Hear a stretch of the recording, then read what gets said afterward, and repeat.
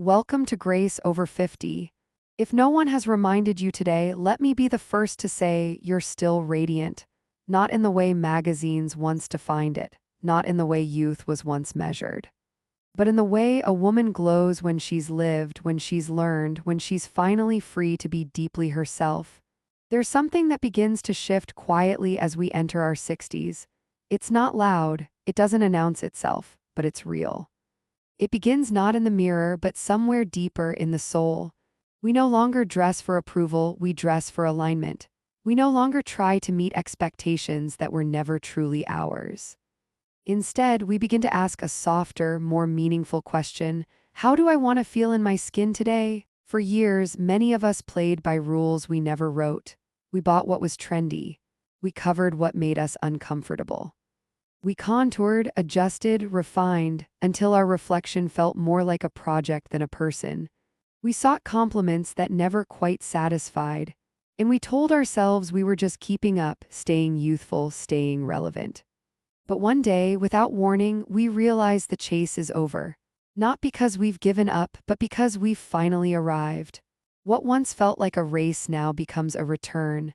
We return to what we always knew deep down. Beauty was never about perfection. It was about presence, about truth, about standing still in a noisy world and saying, quietly but powerfully, "This is me." There's something unspeakably elegant about a woman who no longer asks for permission to be seen, who walks with grace not to be admired but because it's her natural rhythm, who lets her silver hair shimmer under soft light not to make a statement but simply because she no longer needs to hide, and who smiles at herself in the mirror not because everything looks flawless but because she finally sees the person she has become and she's proud.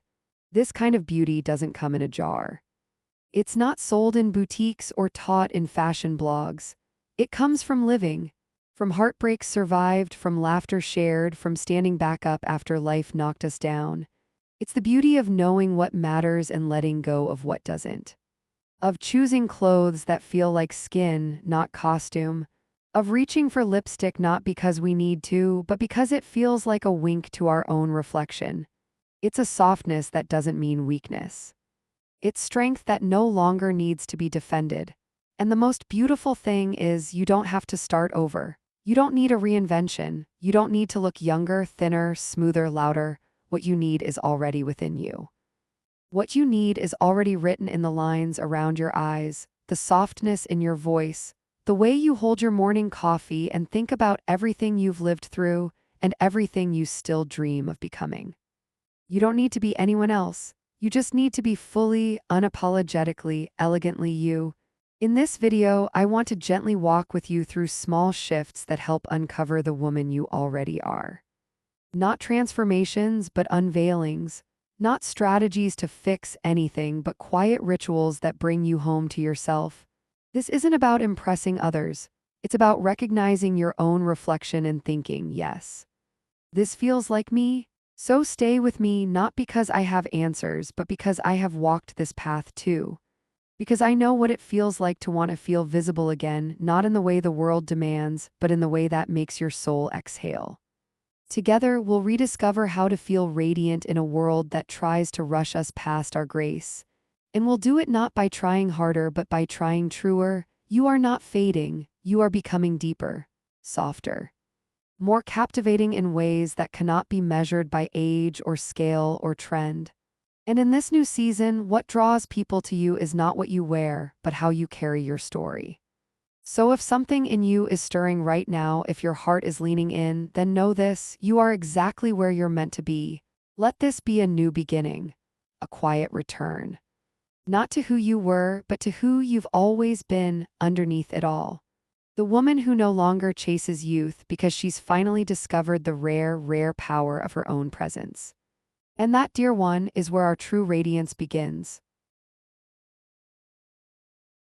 It's funny how we spend so many years trying to stand out, wearing patterns we don't love, piling on accessories we don't need, coloring outside the lines of our own comfort, all just to feel like we belong. But now, here, in this season of life, it's no longer about standing out. It's about standing true. We don't need to scream to be seen. We only need to align. And one of the most quietly powerful ways to begin that alignment is with color. Not a wardrobe full of noise, not a rainbow of trends, just one color that feels like it understands you better than most people ever have. One shade that, when you wear it, makes your face soften, your posture straighten, your eyes brighten. A color that whispers, "This is me," without needing to explain. We often underestimate how much color speaks on our behalf. It enters the room before we say a word. It lingers in the memory of others long after we've gone. But beyond the visual, color also shapes how we feel in our own skin. That one blouse that always makes you feel luminous. That lipstick you keep reaching for even when no one's around. That scarf that, for some reason, always gives you just a little more courage when you wear it. That's not vanity, that's language, that's self-honoring, that's elegance rooted in intuition. After 60, we become highly attuned to what feels genuine and what doesn't. We've learned that more isn't always more, that sometimes the most powerful choices are the simplest ones. And that includes discovering your signature color not because it's trendy or flattering in theory, but because it feels like it belongs to you. There's no universal chart. There's only you, your tone, your warmth, your light, your stillness. You might find your home in a soft ivory, the shade of calm morning light, or in a quiet navy blue that feels strong and settled. Perhaps it's a dusty rose worn like a sigh of tenderness, or an earthy olive green that grounds you in something honest. Some women glow in slate gray, subtle yet unforgettable. Others soften in pale lavender or warm taupe. What matters is how the color holds you, not how it dazzles others. And once you find it, your color, you'll notice something shift. Your wardrobe will begin to simplify, not because you're minimizing, but because you're finally centering.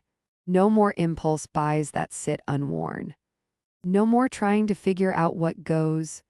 Everything will begin to orbit around this shade that reflects your truth. A scarf, a blouse, a pair of earrings, a shawl, even nail polish or a subtle lip tint. Worn not to impress, but to affirm, to align, this color becomes your anchor, your quiet calling card. And before long, people start to say, "That reminds me of you." And that's when you know you're no longer dressing to perform. You're dressing to remember, to return, because the right color doesn't just flatter your skin, it reflects your soul. It brings out the warmth in your smile, the softness in your eyes, the strength in your stillness. It's not about being noticed. It's about being recognized. Finding that color is a process of listening. Try this: stand near a window in natural light, hold different fabrics near your face, don't look for the trendiest. Look for the one that makes your eyes spark a little more. That softens the shadows and lifts the light. That feels, even in silence, like an exhale. Cool undertones might dance with silver or periwinkle or ocean blue. Warm undertones might harmonize with moss green, cinnamon, or golden wheat. And if you're somewhere in the middle, embrace the in-between. You're not meant to be boxed in. And here's something important to remember: your color can change over time. As you change, as your energy shifts, as your skin embraces its natural glow, let yourself evolve. Let the colors you once loved fade away without guilt. You're not meant to hold on to what no longer reflects you. You're meant to grow more true with every season. So the next time you choose what to wear, pause. Don't ask, "Does this make me look younger?" Ask instead, "Does this feel like me today?" Because that question, that single shift, will change the way you see yourself and the way others experience you. There's something breathtaking about a woman who knows her palette, who isn't shouting to be seen, but who becomes unforgettable because every detail she wears speaks in harmony with her spirit. And when you walk into a room wrapped in that color that feels like your own skin, you don't just look radiant. You are radiant, because radiance isn't about light bouncing off the surface, it's about light rising from within. You're not here to mimic anyone, you're here to embody yourself fully. And it can start as simply as this: with one intentional color, worn with confidence, worn with peace, worn with presence. This is not style for the sake of fashion. This is elegance as a form of self-connection, a quiet reclaiming of the woman you've always been becoming. And once you begin to dress in a way that reflects your inner rhythm, you'll never again feel the need to follow someone else's tempo. You'll walk slower, stand softer, and feel entirely more like yourself. And that, more than any trend or rule, is the kind of beauty that lingers. There's something almost sacred about hair. It stays with us through every season of life. It changes as we change. It softens, it thins, it grays. And yet it holds memory of who we were, of who we tried to be, and of who we're finally becoming. It frames our faces, yes, but more than that, it frames our mood, our energy, our presence. For so many years, we've been told to control it, color it, fight it. To push against time by hiding the silver, adding volume, chasing youth through layers and layers of effort. But after 60, we begin to feel something different. A desire not to rewind time, but to walk forward with lightness. A craving not for perfection, but for ease. What once felt like a struggle getting our hair just right, now feels like an unnecessary burden we can finally release. Because the most elegant hair isn't always the most styled. It's the most honest. What matters most is how it makes you feel when you catch a glimpse of your reflection and think, that's me, that's how I feel inside. Maybe it's a soft bob that skims your jaw and moves with your breath. Maybe it's a cropped cut that reveals your bone structure and your boldness. Maybe it's long with gentle waves allowed to flow naturally, freely like your spirit now does. And maybe, just maybe, it's silver or white. Or a mix of all the years you've lived, shining quietly in the light. There's such beauty in allowing your hair to reflect the life you've lived. It's not giving up. It's letting go of pretending. It's saying, this is me and I've earned every shimmer, every strand. And when paired with a thoughtful cut, one that brings lift to your face, softens your features, honors your natural texture, it becomes more than style. It becomes freedom. Not every hairstyle needs to be low maintenance, but it should feel low resistance. It should work with you, not against you. That's the real shift. You wake up, run your fingers through your hair, and you feel light. Not because it's perfect, but because it's yours. Some women feel most alive in a tousled lob with soft layers around the face. Others glow with a pixie that frames their eyes and reveals their quiet strength. And then there are those who love the simplicity of a shoulder-length cut that can be tucked behind the ear, tied back loosely, or let down like a curtain of calm. What's important isn't the trend. It's the feeling. Hair at this stage isn't about camouflage, it's about expression. And the right haircut doesn't just lift your appearance, it lifts your spirit. It whispers to the world, I am exactly where I'm meant to be. It helps you walk a little taller. Smile a little more naturally. Move through your day with less fuss and more flow. And if your hair has changed, if it's thinner, finer, more fragile, don't see that as a flaw. See it as a new texture, a new canvas. With the right cut, even the most delicate hair can feel full of life again. It's all about working with what's real, working with what's now. And when you let go of the pressure to look younger, you make space for something far more powerful. To look true, so the next time you sit in that salon chair, don't ask to look younger. Don't bring a picture from 10 or 20 years ago. Instead, say this, help me look like who I am today. Help me feel lighter, softer, more fully me. Say it with a smile, say it with grace. Say it like a woman who no longer needs to impress anyone, only to express herself. Because your hair isn't just hair, it's memory, it's movement. It's expression. And when it reflects the woman you are today, you become magnetic in a way no curling iron or dye job could ever create. You become a woman at peace with herself. And that is the kind of beauty no age can dim. Before a word is spoken, before a smile is exchanged, before anyone even looks you in the eye, there is something else they notice. Something subtle, lingering, intimate, your scent. That invisible halo you wear that speaks of who you are long before you open your mouth, and even longer after you leave the room. A signature fragrance is more than perfume. It's memory wrapped in warmth, it's the hush of presence. The echo of experience. And at this stage in life, scent becomes not just adornment, it becomes identity.